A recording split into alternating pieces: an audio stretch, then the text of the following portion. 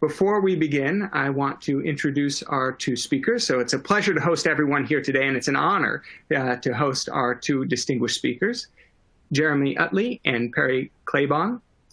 Perry is a seasoned entrepreneur, product designer, chief executive, and co-founding member of the D.school faculty with over 20 years of experience. He is the founder of Atlas Snowshoe Company, which grew out of his master's thesis and which remains the leader in snowshoe design and technology. I think we all wish we had a master's thesis that turned into a successful company. He was also the head of sales and marketing for Patagonia and then went on to be named the CEO of the bag company Timbuktu. And I think for anybody in the Bay Area or California, or probably the world, his success there is pretty self-evident because both are such iconic California and especially Bay Area brands, even though Patagonia is down on the Central Coast. And that, despite his years running startups and corporations, Perry's true calling is teaching. Jeremy, meanwhile, never expected to be a designer. He has a background as a management consultant focusing on economic development. Would love to hear more about that. And then in 2008, the D.school derailed him completely. And my understanding, and I think we'll learn about that a little bit today, is that's kind of the point of the D.school, to derail things and get you to think differently. His time there showed him that how he worked was more important than what he did. And today, he is dedicated to helping others along the same path to becoming a designer.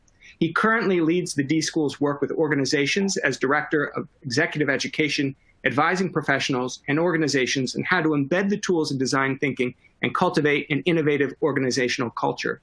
So with that, it's my pleasure to introduce both of them and to turn the presentation over. Perry, Jeremy? Thank you, Pax. Yeah, thanks very much, Pax. You did a better job of introducing us than we would have done ourselves. So Perry and I were planning on using this slide to introduce the topic today and introduce one another, but you've done a great job, so maybe we'll just jump right in, Perry. Yeah, of course. At the outset, what we wanted to say is this question of how to innovate faster and better in the time of COVID is a question on many organizations' minds as we're interacting with leaders and certainly our students as well. Both in the accelerator program and then also in the executive education programs we run at the D.school. The question on everyone's mind is how do we make sure that this crisis accelerates our firm's ability to innovate and accelerates the kinds of output that we are looking forward to.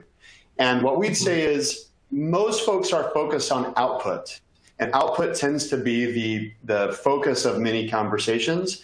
And for us, the key actually to innovating faster and better in times of crisis is to shift focus from output to input and actually spend more time thinking about what are the inputs that I need to be seeking, what are the disciplines I need to be undertaking, what are the practices that I need to be engaging as a business leader, as an innovator, as a catalyst myself, knowing that outputs are a function of inputs. If you think about wanting to stimulate your imagination is triggered by unexpected input.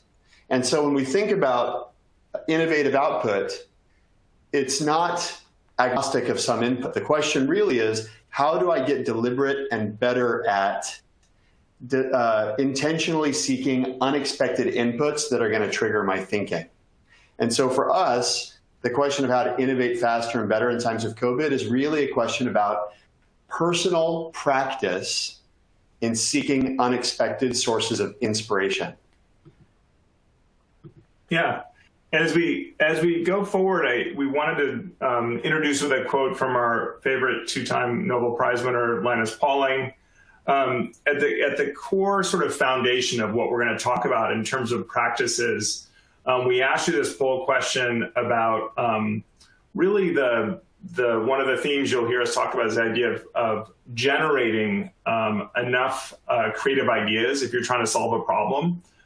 So this was something that I know many of you probably saw the talk with Bob Sutton and Huggy Rao. Bob Sutton did a bunch of research we're going to reveal, but we asked a polling question really to get a core concept out at the very beginning of this talk that's going to sort of allow us to talk about some practices, but sort of establish with some data.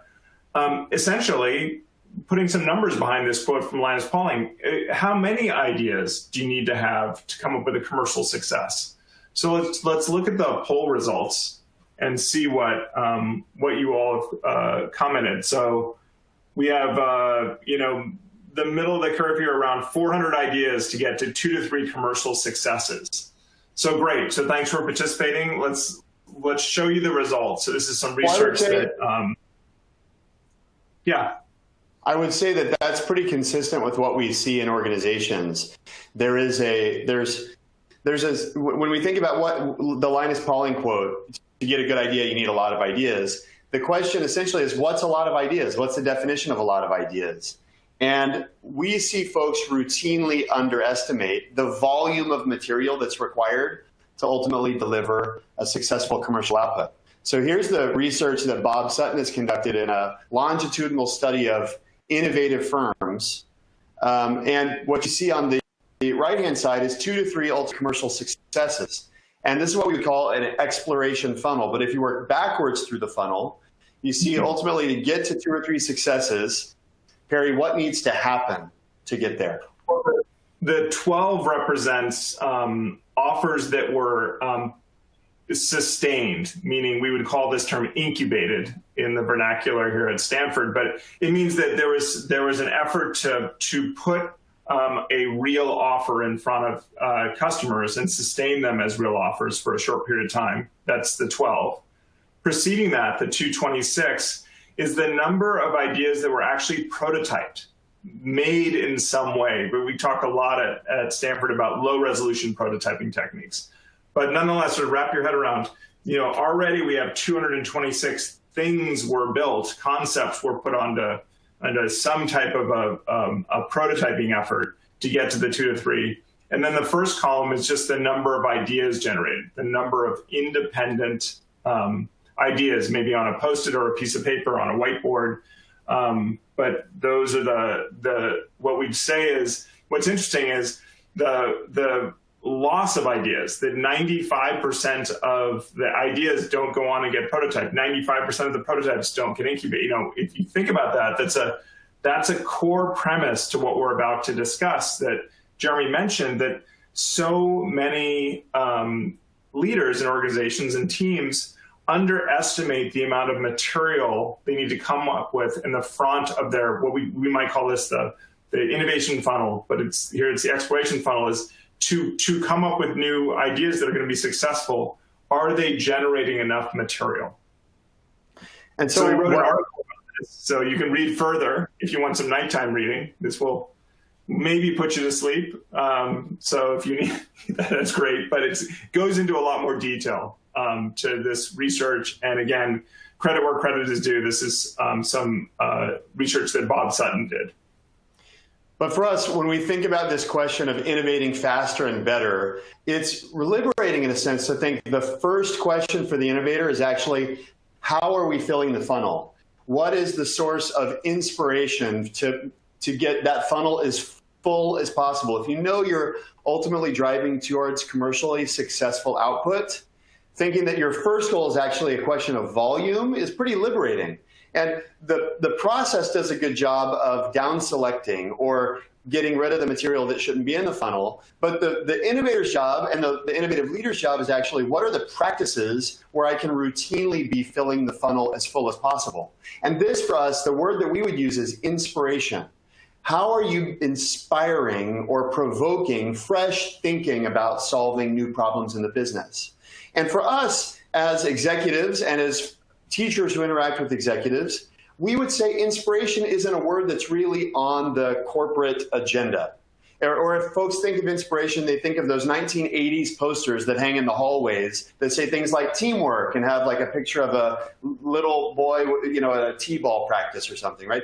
Their inspiration is this kind of fuzzy thing. But if you think about creative individuals, artists, musicians, designers. My wife's a fashion designer, right, by training. And when she wants to go to Paris, it's not for vacation, even though it's great. We love macarons. That's all well and good. But the reason she wants to go to Paris is because that's what designers do to get inspired, to provoke their thinking. When a design team goes to New York, they're seeking fresh inspiration. And we would say that folks who see their responsibility as creative output in generating a high volume of output are way more deliberate about sources of inspiration than the typical kind of leader or professional in a business environment. Inspiration is not on the radar at all. I had a chance this past fall to teach a class with a Grammy award-winning hip-hop artist named Lecrae. And Lecrae and Brandon and Adam and Seamus and I were interacting with a bunch of students at Stanford, and we were prompting the students to be really deliberate using a particular tool we teach, to be really deliberate about seeking fresh inspiration to provoke their thinking as they were solving a challenge in our class. And we had given them the assignment, and then I stepped back and I said, and one of the students said, I've never really thought about inspiration before. And I said, Lecrae, do you have any comments about inspiration? How do you think about it as a musician? And this is what he said. It really struck me. He very simply said, inspiration is a discipline. And he went on to define that discipline. But for me, that was kind of an aha moment. I don't hear professionals talking about their discipline of inspiration. I hear creative professionals. I hear my wife. I hear my co-teachers who see their job as delivering creative output, being really intentional about inspiration, but it's not something that most of us spend very much attention attending to. And so today what we want to do is we want to share a few practices. And we use that word practice deliberately because a lot of times we can think about, I need a new idea. It's like, I want to go to the grocery store. Just going to pick it up on my way home, just like a gallon of milk or something like that, right? Or I'm just going to grab a head of lettuce. And what we'd say is, if you want to be building a robust funnel of creative output, what you actually have to be doing is thinking less like somebody going to the grocery store and more like a gardener. Are you cultivating practices that are likely to yield a creative output downstream? And thinking more like a gardener, ideas aren't something where I go by the grocery store and quickly pick it up and I'm on my way home and I'm fixing dinner. Not at all. They're an outflow or an output of a disciplined cultivation and careful practice. And so what we want to explore today are what are some of those practices that we have gleaned from and observed in creative professionals that we believe there's a kernel of wisdom there that professionals from far beyond creative fields can apply to routinely fill their funnels full and drive a different kind of output down the funnel. So let's quickly, Perry, if you want to cover the practices that we're going to dive into, and then we'll get started. Okay, so we're going to go through 5 practices. And again, the frame is innovation in the time of COVID with a crisis. If your lives are anything like ours, I mean, Jeremy and I are moving classes online. We're trying to have, previous things that were going to be trade shows, and how are we going to pull those off? And we've got nothing but sort of those types of things coming at us. And so given that, if we sort of take as granted the Bob Sutton research, the biggest challenge is we need to generate, enough new ideas, fresh ideas to actually vet to get a breakthrough and change something. These are practices that are proven and will help you do that. Okay, so we're going to talk about combining perspectives, a project to product mindedness, this practice of reversing polarity, which I think is a hoot, and then embracing distractions, and finally commissioning a portfolio. So we'll go through each and tell, in some cases, a few quick stories. We invite, as Pac said, your questions. So we'll hopefully reserve a little bit of time for that. So the first one is combining perspectives. And Jeremy, you found an article from a school I didn't recognize, so it's on there. Yeah, I like to scour kind of the outer reaches of the internet, and I found this website called Harvard Business Review. I hadn't heard of it before, but it's pretty interesting. In all seriousness, diverse teams are smarter. This is a great, simple article that we'd recommend. And there's a lot of research that indicates, especially when you're trying to do new work, homogeneous teams aren't the right answer. And so when you're thinking about if we want to be filling the funnel with a lot of material, one of the simplest levers at your disposal is being more deliberate about incorporating unexpected perspectives. And we'd say that this is a magical practice to incorporate, especially in the era of COVID, because it's easier than ever to incorporate an unexpected perspective on your team, right? Your team's already meeting on Zoom. All you have to do is think, what's a perspective that isn't represented in our team, or someone whose input might provoke our team's input in a fresh way? What we'd say is that the shelf life of diverse perspectives is pretty short, meaning it doesn't take long for an intact team to quickly be homogenized in their thinking. And one of the simplest tactics and practices you can employ as a professional, as an innovation leader, is being deliberate about incorporating unexpected perspectives. This is something that's so easy to do right now, and yet it's so easy to overlook because we're just booking meetings back to back to back to back, and we're executing. And what we'd say is that the leaders who raise their heads up over the waterline or over the horizon line and say, who could I bring into this meeting that will provoke fresh thinking or a fresh input to our team? It's a hugely important question because new ideas are a function of unexpected connections or new connections. And if you think about, and I'm sure everybody's seen network models, right? But you add one person to a network or to a collaboration, there's exponentially more connections that come. And a lot of times that's demonstrated to show the difficulty of communicating across a network. Granted, that's true. But what we'd say is it also represents the innovation potential of adding an additional perspective to an early stage team. The number of unexpected connections that emerge, and thus the number of potential ideas that you can pour into the top end of that funnel, is truly profound. And Perry's got a really, really great example from his days at Patagonia that shows just how meaningful it is when you bring someone that you wouldn't have ordinarily thought to bring to a new endeavor. So this is, for those of you who don't know, Patagonia is an outdoor clothing and equipment company. Started in the 70s by Yvonne and Melinda Chenard, still owned by them. It's a great company, has a big environmental mission. I invite you to take a look at it. This is if you folded a catalog open, I was there in the early 2000s, and this was a product we launched. So imagine folding the catalog opening and spreading it flat. That's what you're looking at. This is a product we launched, which is still quite innovative. It's a wetsuit. For those of you who don't know, wetsuit is something in colder water surfers or divers or people will wear to stay warm. Traditionally, it's a onesie, if you will, like a onesie of neoprene, and it keeps you warm in the water. And in that time at Patagonia, we were very focused on a problem, which was we needed a stronger set of products in the spring. In the winter, you think about outdoor equipment, we sell jackets. Jackets cost more. So our challenge was, you have to sell a lot of shorts to make any money. We need some higher priced products, and we want to have a presence in the business of selling things that are associated with spring and summer.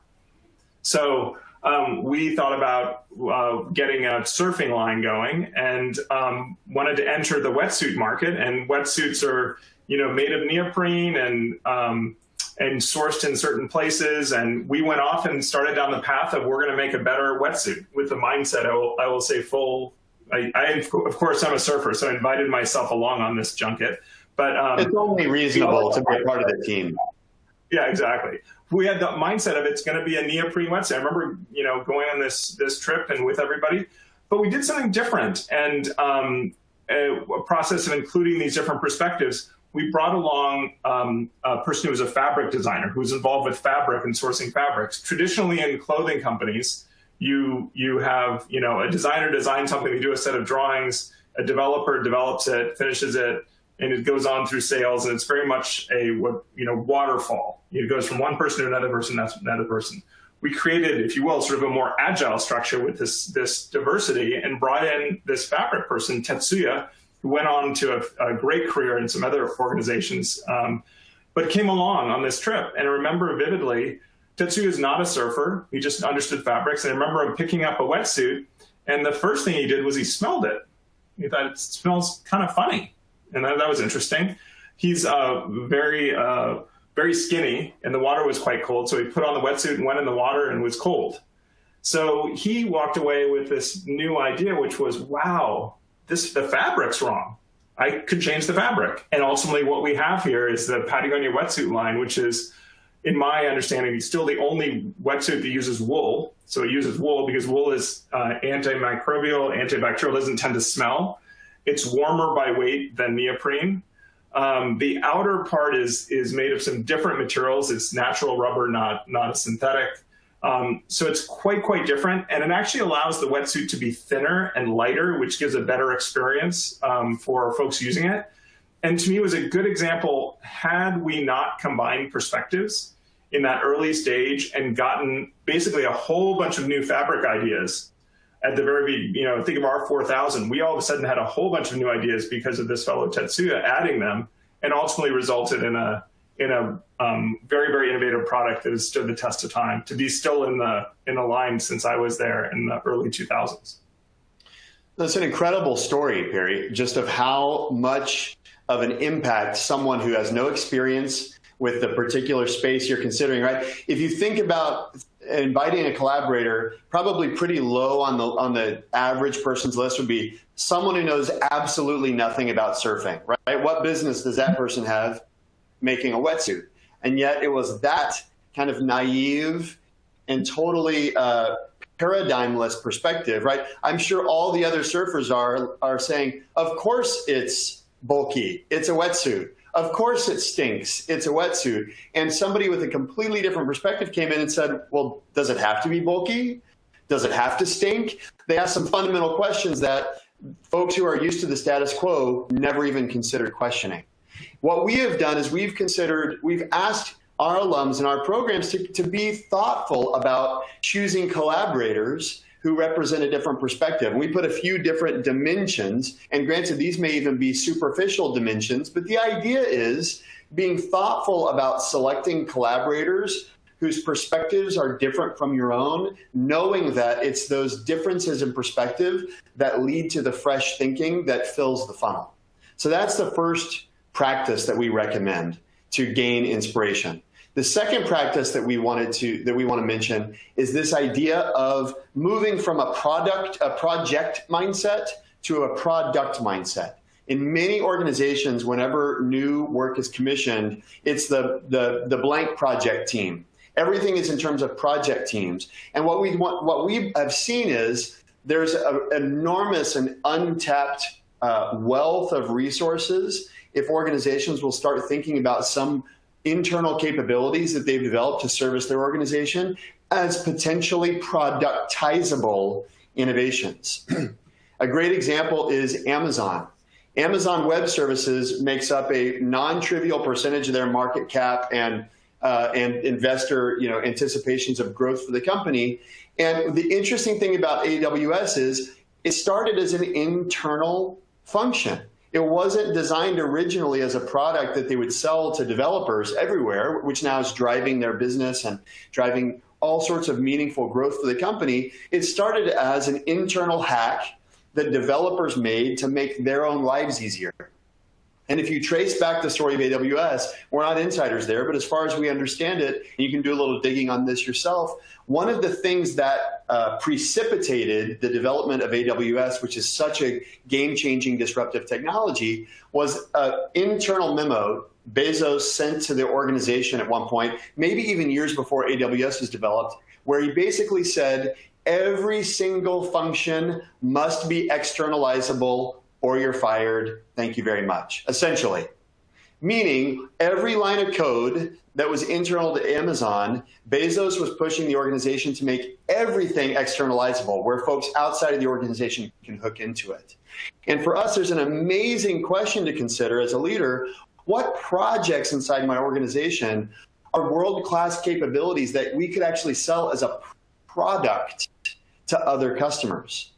And further, what products do we currently have that could be entire businesses on their own if we thought differently about them?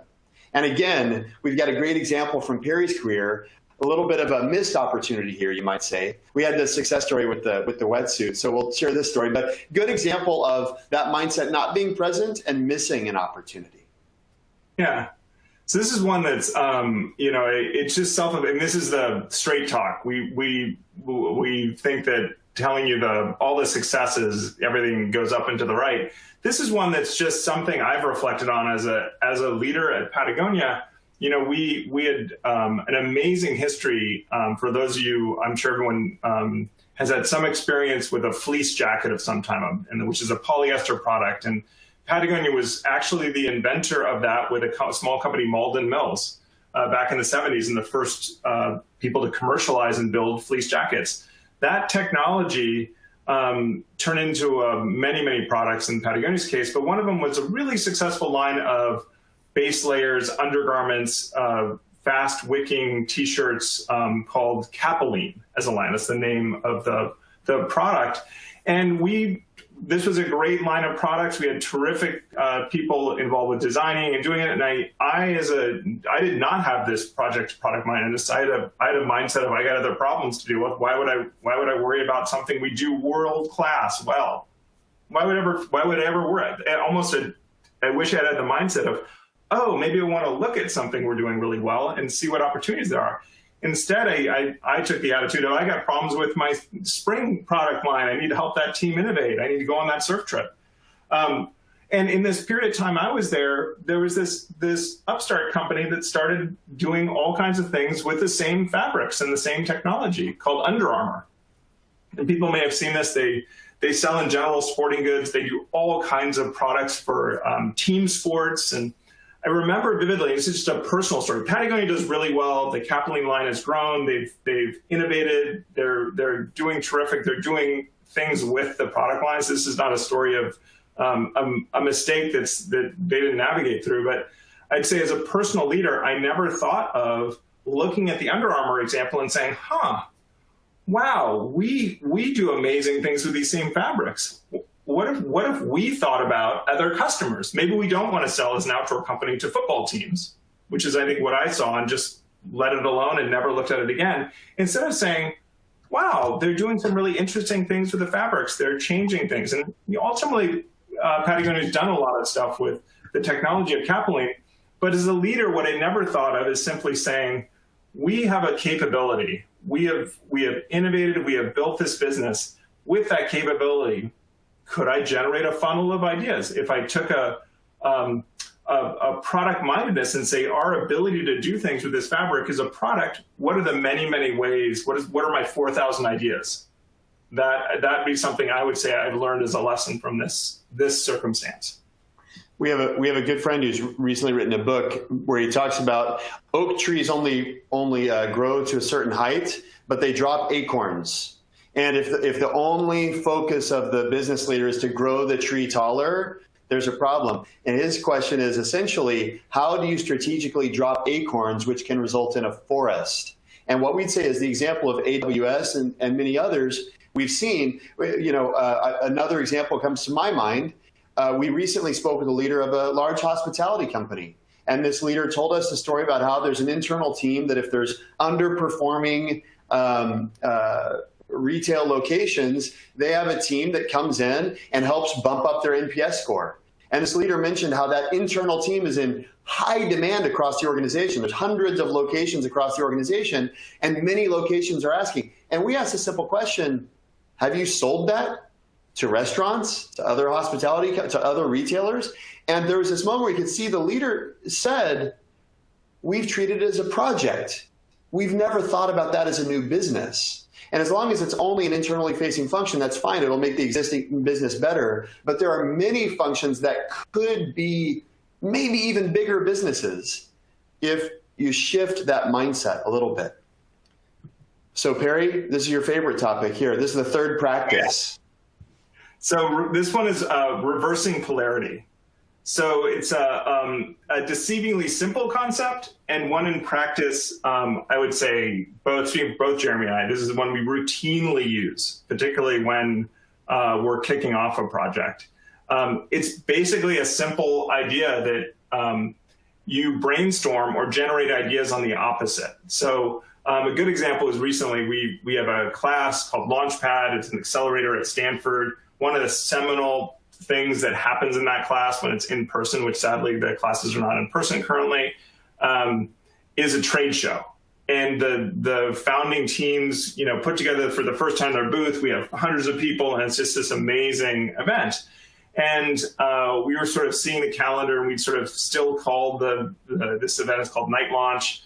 And we left it on the calendar, and we going. And finally, I think one of the moments Jeremy had was, okay, it's super challenging to see how we're going to pull this off. And one of the things that was really helpful, I don't know if you remember this, Jeremy, we said, what if it's no longer, what if it's just a class? What if it's a class? What it's going to be? What would it be if it was just a class now? And it was just a class period. What would it be? What are they? And it was the opposite. We suddenly started brainstorming the opposite. Rather than trying to figure out how to solve this thing, we said, what if it's not that? Oftentimes with business leaders, they will brainstorm, we're trying to hit the budget for the year. Let's brainstorm at ways to not hit the budget. What would we spend money on if we're going to go over budget? What would and you take those ideas and you put them down in the funnel. It sounds goofy, but a lot of times you can take a bad idea and it helps you generate those 4,000 ideas about what you could do. So tools for doing it, we would say it's all about, put this in the place in your head. It's all about getting to 4,000 ideas. Remember, 4,000 ideas get, 95% of them don't go forward, then another 95%. So this basically the practice, I think Bob Sutton's talked to us about this, is when you're generating ideas, what's happening in your head is just making a series of connections. And if you keep asking the same question in your brain, you're driving some of the same connections. When you reverse polarity like this, you just open up a whole bunch of new connections and more ideas start to come. So if you don't believe me, try it in practice. We certify these results. You will generate more ideas. My name is Perry Klebahn, and I certify this. Yeah, another example, we're going to give a bunch of little micro examples of this broader idea of reversing polarity. But again, the point is to shake up your thinking. And I was struck over the weekend. I was reading something and saw about a ritual, the rock band, a hair metal rock band, Aerosmith. Steven Tyler mentioned to an author at one point something that the band did. He said once a week they have a ritual called a Dare to Suck meeting, where every week we get together and we say we each bring an idea that we think is probably terrible, and we're embarrassed that we even have this an idea. And we present it. And then here's the Steven Tyler quote. He said, 9 times out of 10, the idea is actually terrible. But 1 time out of 10, you get dude looks like a lady. Right? And we love that if the goal is always best material, sometimes that runs you right up against a brick wall. Is there space? Is there a time where you say, what if we're going to bring something that we know is absolutely terrible just for the sake of broadening our aperture and broadening our thinking a little bit? That's a great practice of reversing polarity. The other one's a more academically established tool. This is one that we actually use in, I think, most of our project-based classes as an experience to put the students through. It's called a pre-mortem. Huggy Rao does some amazing things with this in his class. For those of you on the last webinar with him, there's a link in here for SAP did a great breakdown of a way to do this with a set of scaffolds that we thought was really well done. So there's a link here. Essentially, it's a practice. So imagine we've got startup founders that are, going through getting their first products in the market and getting results. One of the things we find very, very effective to use this idea of sort of reversing polarity is we basically have a pre-mortem, which is essentially saying, hey, it's 6 months from now and your startup is out of business. Why did it go out of business? What caused it to fail? And then you take those aspects of failure you've come up with and you think about, well, how do I actually generate some ideas that won't happen on each one of those? And it ends up generating all kinds of possibility. And we think it's a super powerful aspect to just simply go through a short process with a team and say, hey, if the jury's in and we haven't been successful, why haven't we been? Use that material to generate ideas. The basic, another simple tactic is to say, what's the worst possible thing we could do? What's the worst version? If we need to make a presentation, what's a presentation we would never want to give? The point is, a lot of times thinking of what's my good idea is really hard. what's my bad idea? What do I definitely not want to do? Sometimes I love that notion of reversing polarity. It just eases the pressure enough that ideas begin to flow again. Bill Burnett, who's a famed author of Designing Your Life, who's the executive director of the product design program here at Stanford, said, he says this to his product design students: never let your pen stop moving, because if your pen keeps moving, your brain keeps moving. And a lot of times when we face these roadblocks, the question isn't what's a really great idea, it's how do I keep my pen moving? And reversing polarity is a really great way to ensure that the pen remains moving. The next practice that we wanted to mention is the practice of embracing distractions. Questlove, who's the drummer of the hip-hop band The Roots, wrote a great book recently called Creative Quest. We'd recommend you check it out. But it's got lots of these kind of artist-inspired ideas for how do you get ideas to start tumbling from your head again. One of the simplest and often overlooked and easiest to implement in the midst of COVID is leave your computer. Especially in the midst of all these meetings and all, Perry and I were joking yesterday, we're planning a class, we're running executive programs, we're planning summer programming, all sorts of stuff. And we're saying, well, where was that? And usually spatially, our ideas are represented, right? We've got a space for our class planning, we got a space for executive, we got a place for the accelerator, and on and on and on. We got a place for online classes. But now everything is happening through this little bitty portal. And I wonder why I can't keep anything straight. Right? And we're in meeting after meeting after meeting, and then we go back to email, then we go to the next meeting, go back to, and are we surprised that we're not getting fresh ideas? We shouldn't be surprised. One of our mentor, David Kelly, the founder of IDEO and the founder of the d.school, he once remarked to us casually, many of his best ideas happened on the bike ride between Stanford and IDEO's headquarters. We don't think that's accidental. There's this notion of cognitive disinhibition, meaning a lot of times our inhibitions are high. We're saying we need to focus. And when we focus, what do? We don't let in extraneous information. But what do we need when we're trying to come up with new ideas? We actually need to let in extraneous information. It's totally paradoxical, but one of the things we have to do is stop focusing a little bit. And taking a walk or going on a bike ride is a really great way. Amos Tversky, who, along with Danny Kahneman, is the father of behavioral psychology and behavioral economics, I love this quote: "The secret of doing good work is always to be a little underemployed. You waste years by not being able to waste hours." And especially in this time where, because we can't have FaceTime in this COVID era, we're all so glued to our screens. And it's no wonder, therefore, why there's no new ideas, because we never have the time to be a little bit disinhibited and to allow unexpected inputs to come in.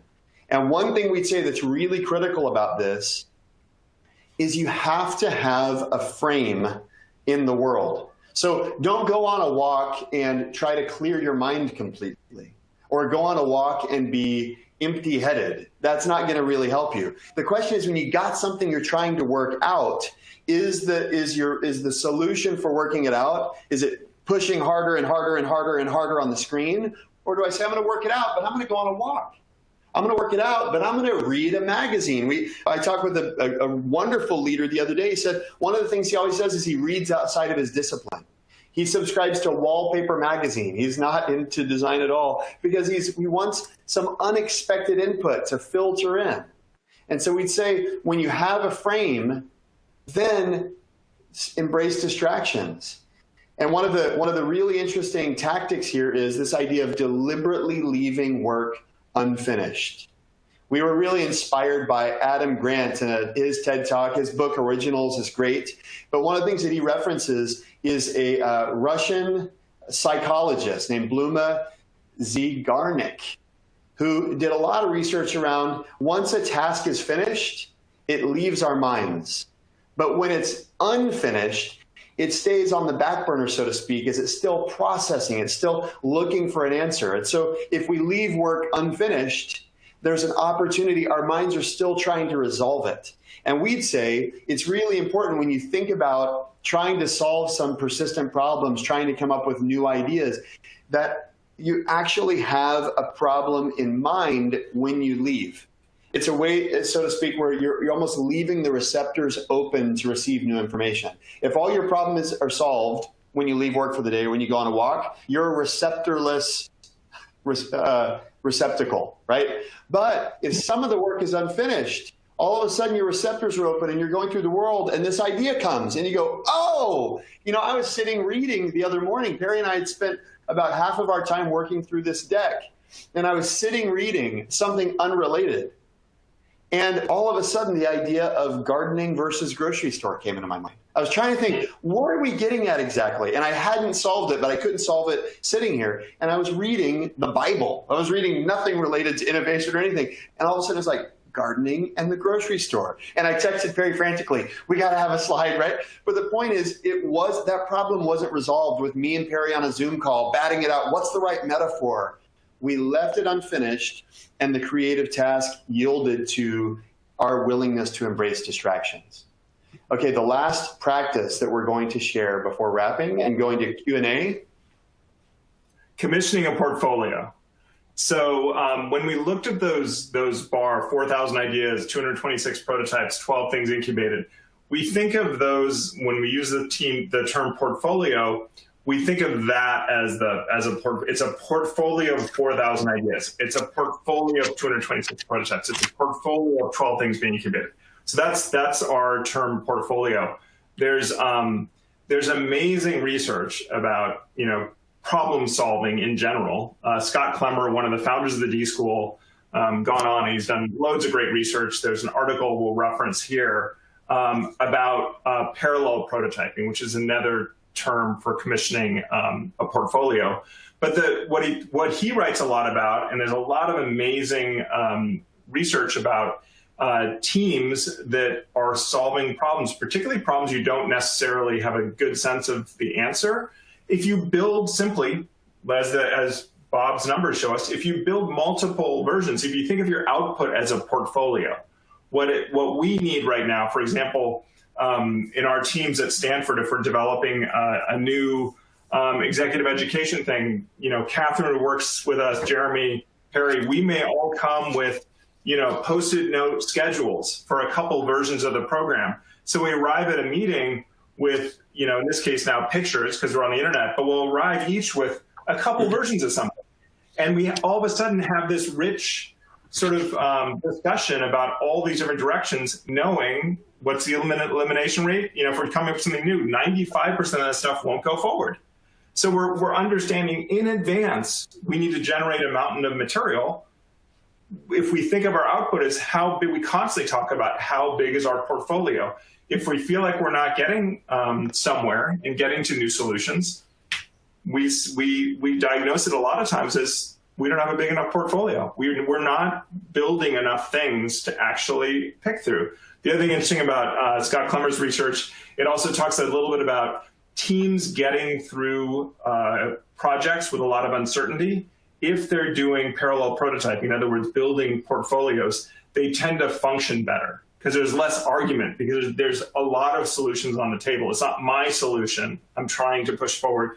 We have many, many things we're looking at, and we're sort of picking our way through this uncertain problem by seeing some results.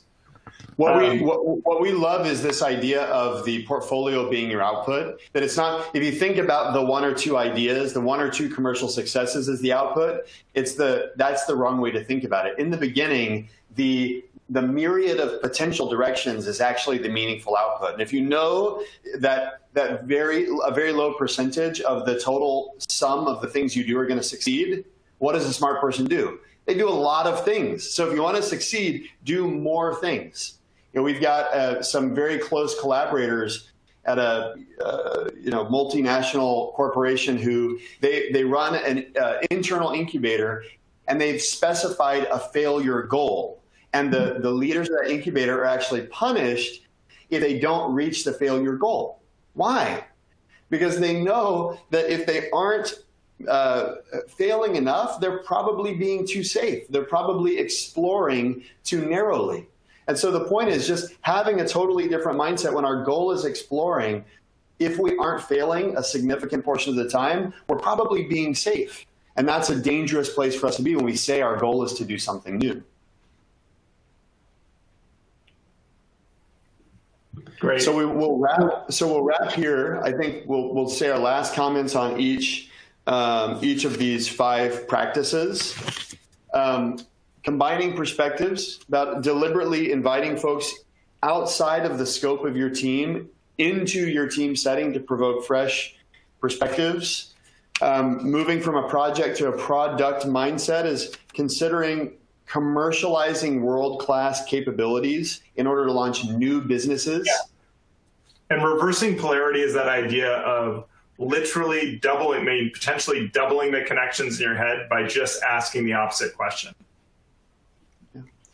Embracing distraction is about triggering new connections by seeking fresh input. And remember, make sure that your brain is actually open to new input by leaving some questions unresolved or some problems unsolved. And finally, commissioning a portfolio, this idea that at the very beginning, think of the if you will, that bar, the output being the portfolio, not the individual success, and actually allowing teams to see that diversity of those concepts and navigate through using the portfolio. As we move into Q&A time, we've got about 12 minutes left here for Q&A. We thought we'd just leave this Kevin Kelly quote. He recently turned 68, and he posted a list of 68 truths that he wanted to impart to the world on his 68th birthday. But we love this. This is all about preserving the gardening mentality, preserving the space to create, knowing that as we attend to the input and as we develop and cultivate those practices of inspiration seeking, that's what allows innovation to flow faster, more routinely, and even better.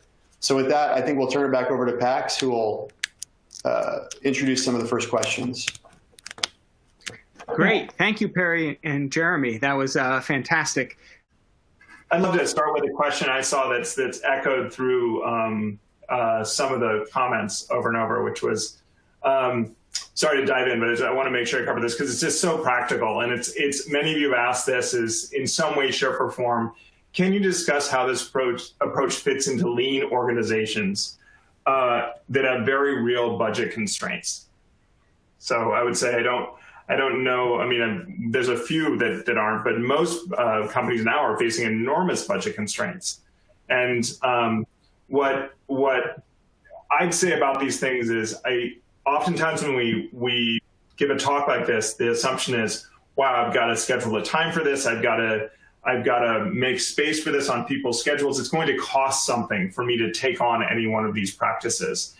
And what we would say is, something like brainstorming the opposite, something like getting a different perspective on a problem is as simple as, calling a friend and saying, hey, I'm working on this project. We're doing these things. What are your thoughts? You have a different take on this. It doesn't mean you've got to get ready and change a lot of things that might incur costs. We would say starting with these practices as low resolution as you can is a terrific strategy initially. And also these things combine. I mean, the reason we did multiple tools is as a leader or a member of a team, some of these might work really well for you in your life and your business, and some might not be that easy to bring in. But we'd say all of them have a low load. The idea of embracing distractions, taking along a stack of Post-it notes the next time you take a break and take a short walk and let the ideas come, but you build that into your practice. Meaning I do that as a leader, somebody on a team trying to solve a problem. I'm making space using one of these techniques. We're hoping that's not construed, at least in your minds, as something that's going to take a lot of effort, a lot of budgeting, a lot of scheduling. Running something like a pre-mortem with a team is something I would take on as a leader. Once you've established, there's something about brainstorming the opposite that's actually really working for myself. I'd like to introduce it to a team. Then there's a practice that you could take, 20 minutes of a team's time and do something to help generate some ideas. There's another question that I thought was pretty cool. I'm just looking at them as they're coming in. How do we do idea generation asynchronously as well as synchronously? What's better? I guess you're creating a portfolio. It's kind of I like the stream of consciousness there. I would say They're both really useful. I would say a synchronous meeting is very important if it's built on the shoulders of asynchronous consideration. So a lot of times when folks are brainstorming or trying to generate ideas together, which is, by the way, one of 1,000 ways of coming up with ideas, right? And this notion of inspiration more broadly that we've been undertaking today, and the basis of the new SINE course on inspiration is exploring the other 999 ways. But right, brainstorming is important. That only works if people have been thoughtful coming into the meeting. If there's been no thoughtfulness coming into the meeting, there's no surprise that the result is frivolous or unrealistic, right? Justin Berg has done some really interesting research that we reference in that course, and we can send along here, as Pax is mentioning as well.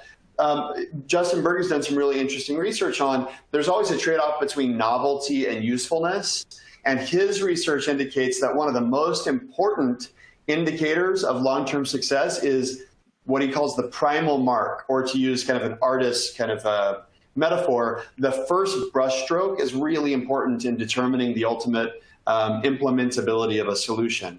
Meaning if the first brushstroke is entirely frivolous, it's really difficult to get that idea into useful territory. If, on the other hand, the first brushstroke is very, very pragmatic and reasonable, it's very hard to move it into new territory.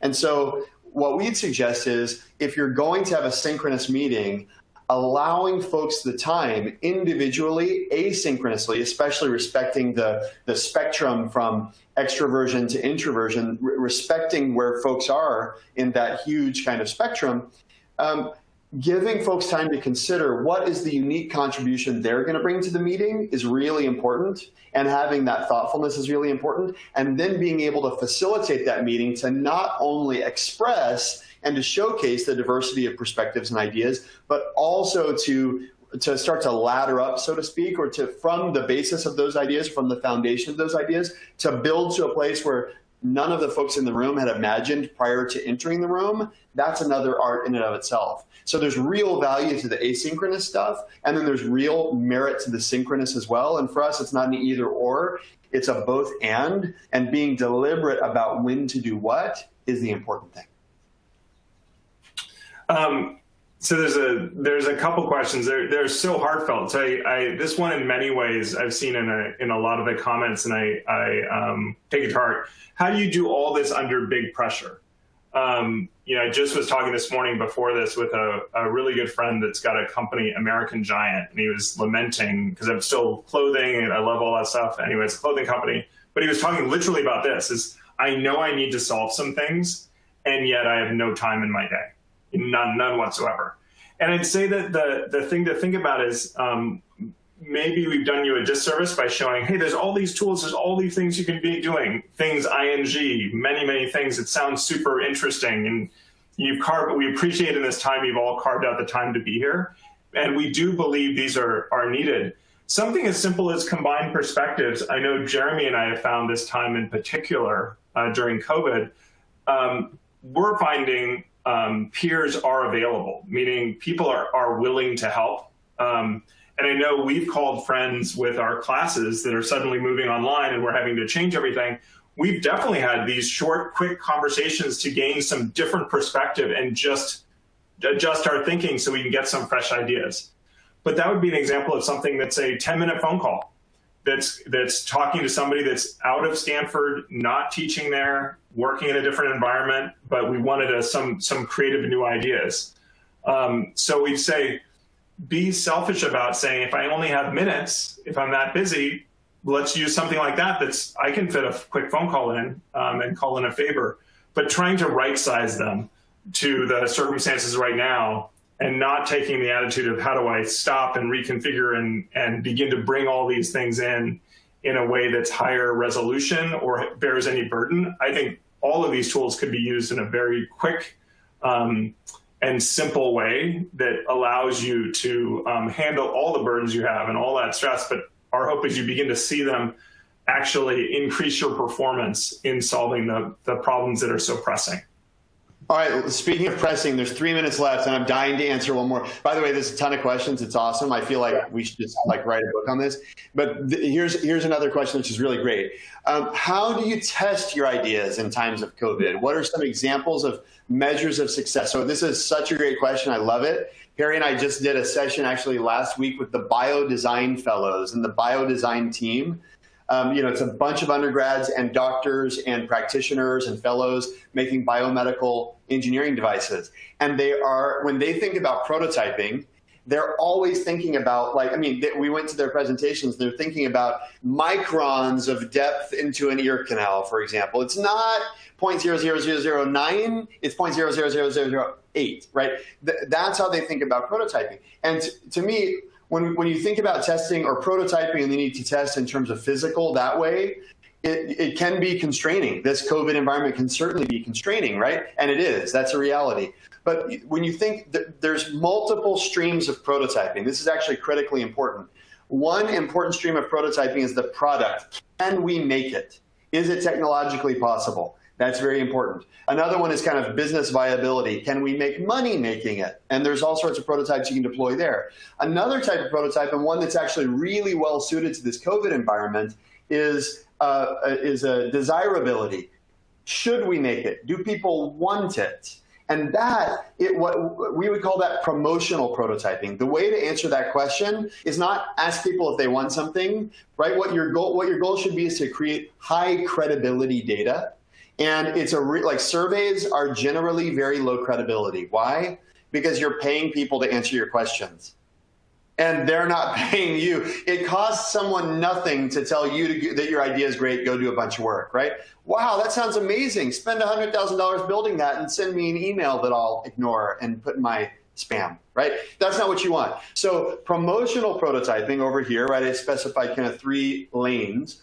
Promotional prototyping, we'd say it's making offers where someone has to make an actual decision, which gives you what we would call proprietary and much higher credibility data. For example, if you know that your target user is this kind of a person, mothers, with multiple kids who are trying to do homeschooling in COVID, great, you have your target user. And you think their problem is blank, great. Use MailChimp or something, set up an A/B test with all your testing as a subject line of an email, right? And all you're tracking is open rates, right? You'll be shocked that the value proposition that you think is mind-blowing gets an open rate of like 1%, right? But if you start thinking about, okay, well, what are other ways I could express the value I'm creating here? I'm going to put it in a different subject line, and I'm going to compare it to the base case, right? And then you put the same copy in both emails, and you put a link in both emails, and you track click-through rates. And then if you have different instances of your website, you can track dwell time and sign up for more information or PDF downloads. But my point there is someone's not telling you what they will do, they're showing you what they do. And you want high credibility data, and it's really simple through simple promotional prototyping techniques to be creating data that you can put a lot more confidence in. That's just as important data as to the micron level of accuracy for the ear canal. Both are critical. COVID is particularly well suited to promotional prototyping, and there's really great ways to do that. Hopefully that's helpful. I'm going to hand it over to Pax. Thank you, Perry and Jeremy. That was really wonderful. I appreciate it. I hope everyone took something valuable away, something they can implement right now. And I want to thank everyone who participated today. This I think, was the best Q&A that I've ever seen. And so we'll be compiling these questions in ways that we can address them. And again, a recording will be sent out. And I want to especially thank Perry and Jeremy for the wonderful presentation and ideas during this challenging time. Thank you, everybody. Thank you.